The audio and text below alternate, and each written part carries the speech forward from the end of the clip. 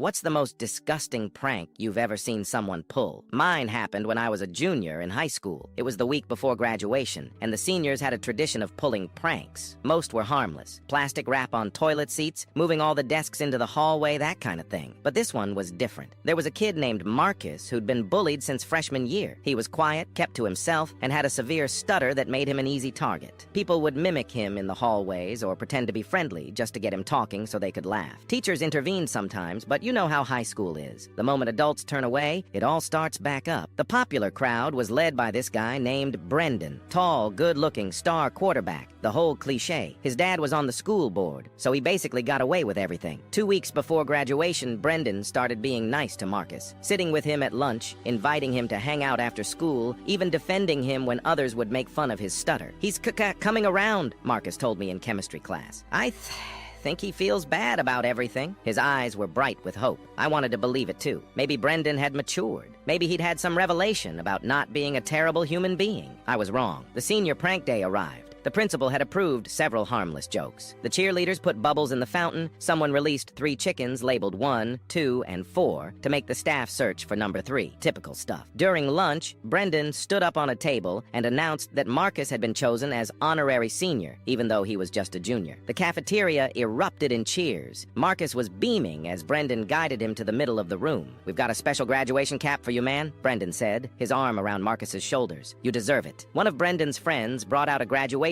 cap on a small pillow, like it was some precious crown. The entire cafeteria was watching. Marcus was smiling so wide I could see it from across the room. When Brendan placed the cap on Marcus's head, I noticed something dripping down. At first I thought it was water. It wasn't. They had filled the cap with pig blood from the biology lab, mixed with rotten milk and who knows what else. It poured down Marcus's face, into his eyes, his mouth, soaking his clothes. The smell hit the room a second later. Putrid, gag-inducing. The cafeteria exploded with laughter. Someone was filming. Marcus just stood there, frozen, dripping with filth, his eyes wide with shock and hurt. I still remember the sound he made. Not a cry, not a scream, just this hollow, broken noise that cut through all the laughter. A teacher finally rushed over. By then, Marcus had collapsed to his knees, trying desperately to wipe the blood from his eyes. His shirt was ruined. His dignity was gone. Brendan got a 3-day suspension, which meant he missed exactly 0 graduation activities. His dad made sure of that. Marcus never came back to school that year. His parents transferred him somewhere else for senior year. The worst part wasn't even the prank itself. It was how many people laughed, how many phones were out recording, how quickly the video spread, how the school tried to downplay it as boys being boys.